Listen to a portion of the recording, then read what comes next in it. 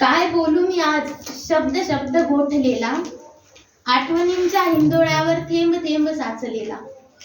नभी पेटले काहूर मनी असे हुरहुर, नभी पेटले काहूर मनी असे हुरहुर. काय बोलू मी आज, शब्द शब्द आठवेना. मन पाखरू पाखरू किती सावरू सावरू, मन पाखरू पाखरू किती सावरू सावरू. दुःख दाटले आत किती आवरू आवरू.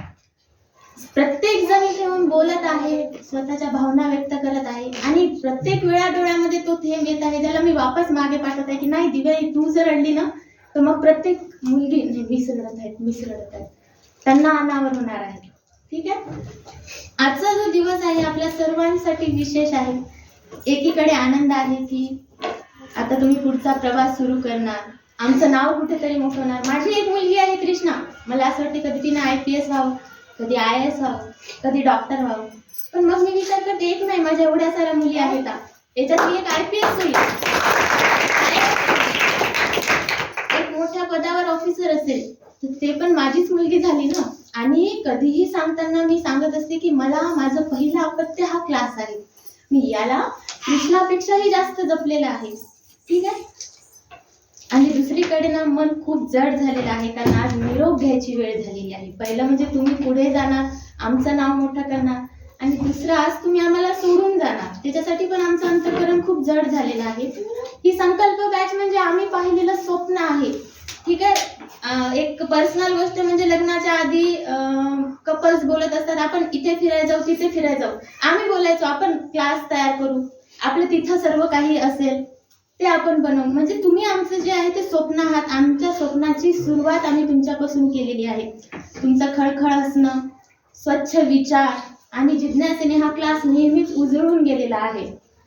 मी आशा करते की तुम्ही इथून शिकलेल्या मूल्यांना, संस्कारांना आणि ज्ञानाला तुमच्या आयुष्यामध्ये भर पडण्यासाठी वापरसाल. बघा, या नवीन प्रवासामध्ये वाटेत तुमच्या खूप सारी आव्हाने येतील. मी प्रत्येक वेळा म्हटलेलं आहे की मुलीनं पप्पाची परी बनून कधीच राहायचं नाही, तर बाबांची वाघीण म्हणून जगायचं. कुणीही समोर आलं तरीही त्याला मात देऊन समोर निघून जायचं. आपण बऱ्याच सेल्फ डिफेन्सच्या गोष्टी पण शिकलेल्या आहेत की आपण काय केलं पाहिजे कशा ठिकाणी.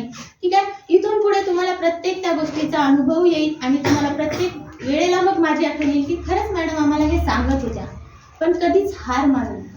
काहीही झालं तरी हार मानायची का नाही, कारण आपण सुरुवात केली ना, जसं उमेश सरांनी सांगितलं, तुम्ही सुरुवातच केली नाही तर तिथंच हारली. सुरुवात करा आणि हार मानू नका. मेहनत, प्रामाणिकपणा आणि आत्मविश्वास या 3 गोष्टींनी तुम्ही पूर्ण जग जिंकून घेसाल, एवढी मी तुम्हाला गॅरंटी देते. बघा, मला आज पण आठवतो तो पहिला दिवस. इथेच आपलं एक पत्राचं शेड होतं, 7-8 मुली आल्या होत्या. अपूर्वा आणि दुर्गा हे 2 नावं जे मला लक्षात राहिले. मुलींना, माझ्या पूर्ण विद्यार्थ्यांना माझा प्रॉब्लेम काय आहे ते माहित आहे. काय आहे रे? मला नावं लक्षात राहत नाहीत. मला किती वेळ तरी ते नाव घ्यावं लागते किंवा आजही मला नाव लक्षात राहत नाही. का नाव लक्षात राहिलं? आल्या अशा एकदम चुलबुल्या, छान बसल्या आणि सरांशी काहीतरी गॉसिप. नाही, मॅडमलाच बोलवा, आम्ही त्यांच्यासाठी आलो.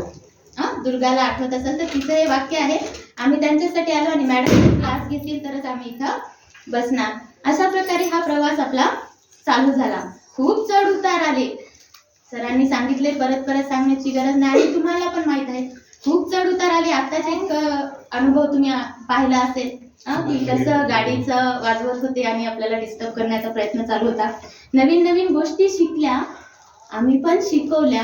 तुम्हाला शिकवता शिकवता तुमच्यातच आम्ही खूप रमून गेलो.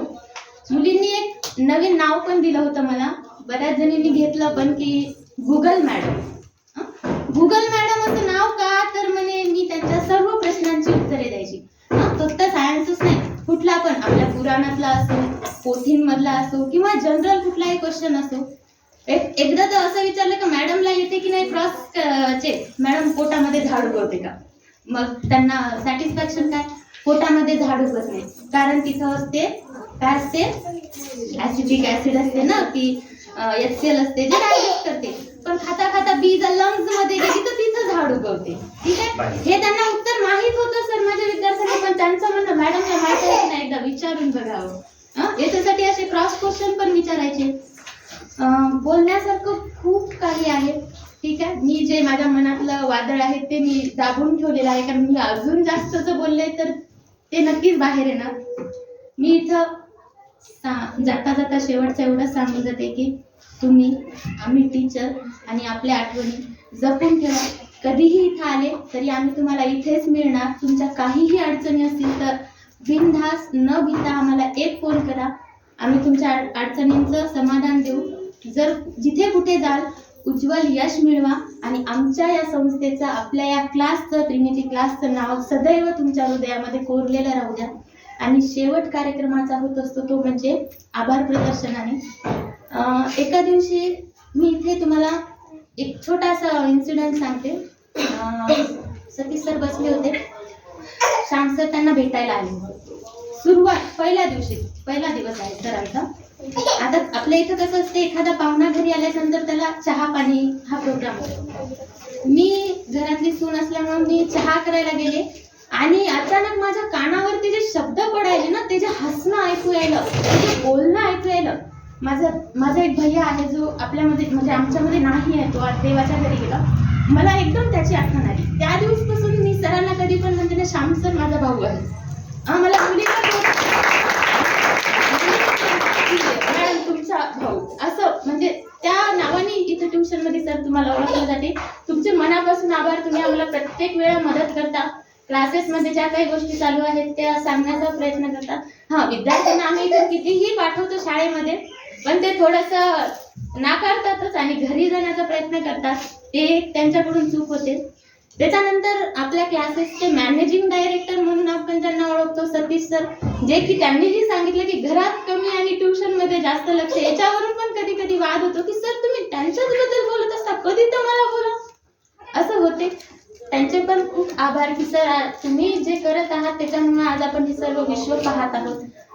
उमेश सर जे स्वतःचं करिअर एकदम टॉपला असताना त्याला थोडंसं मागे ठेवून इथं काम करत आहेत.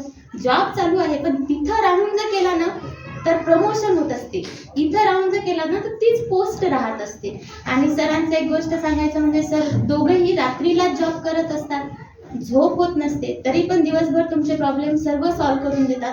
उमेश सरांबद्दल सांगायचं म्हणजे ना, जेवता जेवता ताटावरचे उठून जातात. जर मुलींनी आवाज दिला तर प्रत्येकाला माहित असेल की मी म्हणते अगं त्यांना जेवू तर द्या गं.